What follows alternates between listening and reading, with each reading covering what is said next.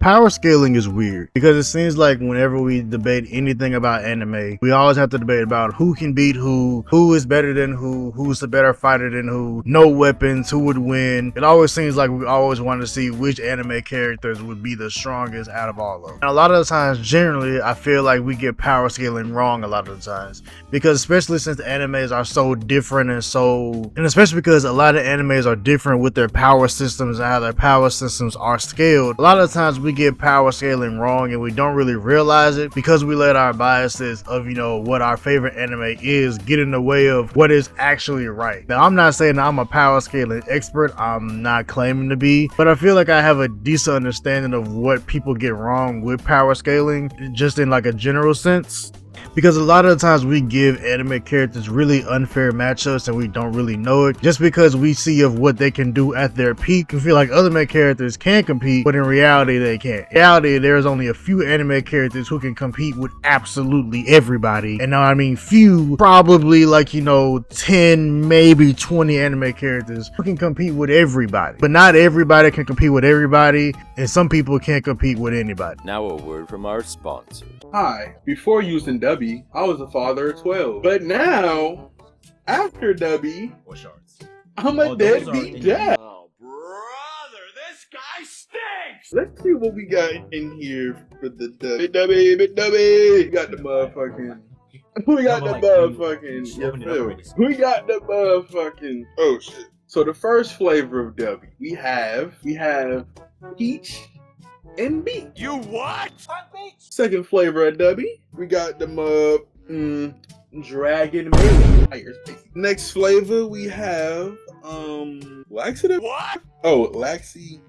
Laxy grenade. Next flavor we have this is a zero sugar powder pack. And last but certainly not least, we have Heinz Berry Splash.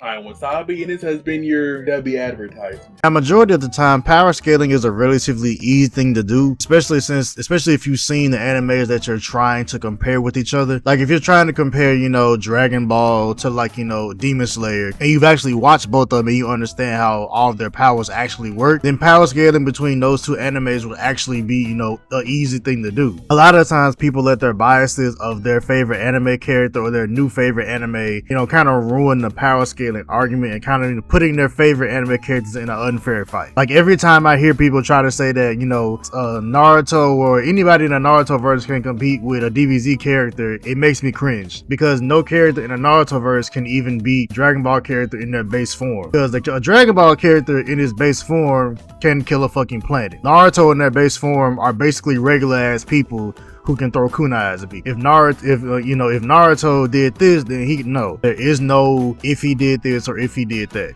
No character in Naruto can be the DBZ character. Because honestly, if you think about it, Dragon Ball characters are like the Superman of, fighting arguments. Like if you put anybody up against Superman, you basically have to put up the strongest character that you can fucking find against Superman to make it even sort of fair. Because especially because a lot of people say, well, can this character be Goku? Can this character be Goku? No, because Goku, especially right now, can literally solo 99% of anime verses, except for like the few just randomly overpowered motherfuckers who can change realities and shit like that. Unless they have like actual like reality warping powers, Goku solos basically about every anime verse that you actually can think of. Now, if you compare, something like Demon Slayer with like Jujutsu Kaisen, that would be closer. I don't know who would exactly win, but that would be more of a closer and better fight to compare than trying to compare anything to DBZ. Because I feel like a lot of times when we see like really strong characters from, other animes or other shonen animes, we kind of automatically try to compare them to DBZ characters, when in reality, it's really hard to find somebody who will really give a DBZ character a good fight, because most of the time 90% of anime characters will lose to DBZ characters in their base form. Like that would be it. Like base Goku, base Vegeta, base Krillin, base Yamcha, base Tien, base Piccolo, everybody basically beats almost every other anime character because at their base form they can destroy planets. Whereas if you compare them to other characters, like I see a lot of times people compare like invincible characters like the Viltrumites from Invincible to Dragon Ball Z characters. Like base Krillin could beat a Viltrumite. Yamcha and Tien could beat a Viltrumite. Those would basically be like overpowered Cybermen to them. Like it wouldn't be that much of a challenge to them. And I'm not completely putting the blame on the people who watch the animes and the fans per se. I'm also kind of putting this on the people who make the animes too, because like when a lot of animes come out, the studios want to make it seem like the character is the strongest that it can be.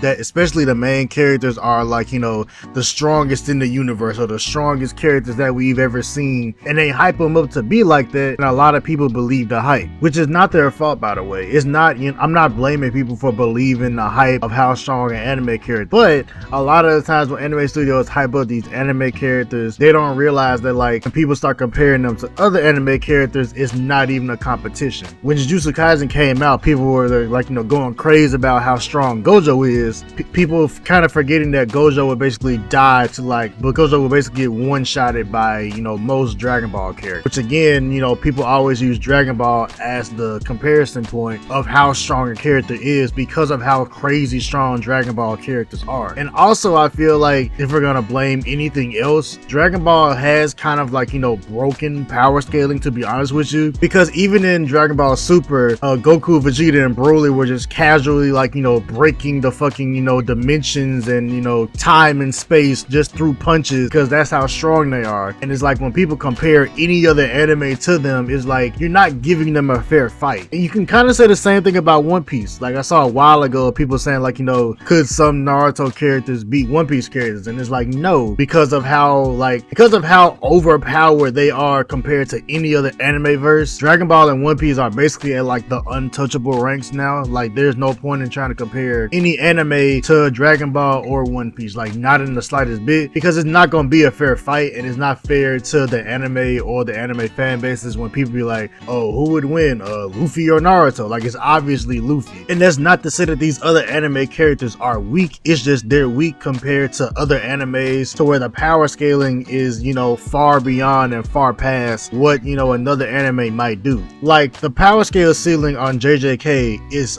1,000 times lower from, it's like 1,000, 1,000,000 times lower than Dragon Ball. But the power scaling ceiling from JJK to Naruto is about the same. You can kind of say the same thing for like, you know, Demon Slayer and like Black Clover. Like the power scaling is not exactly the same, but it's around the same realm. And it gets even more confusing when you start to break down like, you know, individual fighters. Like it gets even more complicated, because if I say that, you know, Krillin would solo most of the people within like, you know, a JJK verse, people look at you and be like, no the fuck he wouldn't. And it's like, yeah, the weakest villain from a show like the weakest person from a universe like Dragon Ball beats the strongest person from another universe. That's just how it goes. Like the weakest person could beat the strongest person in some universes, and the strongest person in some universes could barely keep up with the weakest person in some other universe. That's just how power scaling is. Now, is power scaling, you know, good a lot of the times? Not really, because a lot of times it doesn't really make sense. Like I, for one, I don't really know where the fuck to, you know, rank like Hunter x Hunter. Like I feel like Hunter x Hunter is kind of on the same scaling as Naruto. Like at their peak, they're like, you know, destroying cities and all the other type of shit. But in their base form, they're basically just regular humans. And that's kind of where like a lot of animes end up lying. Like in their base form, they're regular humans, but at their absolute power, they can destroy cities and towns, you know, with ease. Like it wouldn't be a problem. But with other shows who don't give two fucks about power scaling, and they just want to make everybody as overpowered and OP as they can, just to, you know, kind of like hype up the main character, that fucks up power scaling, and it fucks up, you know, like what if, you know, fights and everything like that. Like what if somebody from this universe fought somebody for this universe? But just to kind of like, you know, go back to what I was talking about earlier, the weakest character from some universes beats the strongest character in other universes because of how much the show actually cares about power scaling. A lot of the times, like obviously shows don't go in with, you know, the intention of, you know, making characters, you know, weaker to like, you know, fit, you know, what if fights and everything like that. But if you take somebody like Krillin, right? Krillin could absolutely absolutely go in Naruto and solo basically everybody. I'm not saying he can absolutely solo every single person in a Naruto verse, but they would be hard pressed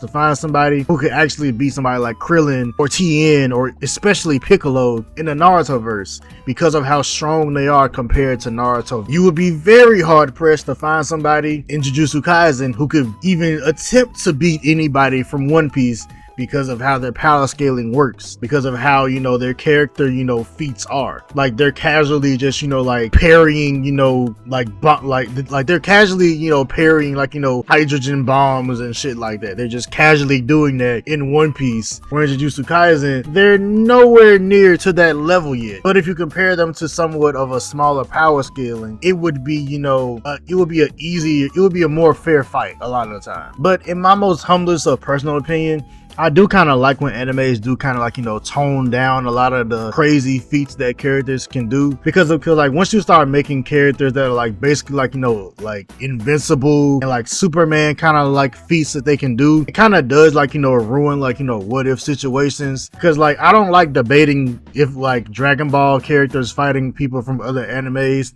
because it's not fun, because like Goku and Broly and them can punch so hard that they're breaking, you know, time and space and dimensions and blowing up universes just with one finger and shit like that. It's not fun. I prefer what if fights when they're actually close and it actually can go either way. I prefer, you know, comparing anime characters that have a similar power level to where the fight could actually be interesting and not just this one-sided beatdown. Or, you know, some characters just one-shotting other characters because they stood no chance. But I do prefer when animes do kind of, you know, like have, you know, a lore, have like not necessarily a like totally realistic, but more of a realistic approach to making the characters and you know, designing their, you know, powers and their skills and shit like that. I just prefer that because it's easier for what if situations, and it makes for a better conversation between animes about who could beat who, because the fights are actually close. So I do prefer when characters aren't, you know, basically Superman but with, you know, a Japanese dub to it. I do prefer when anime characters are a bit more on the realistic side in their base form, and not just this dude who can do everything and never really lose to anybody else except somebody in their own universe.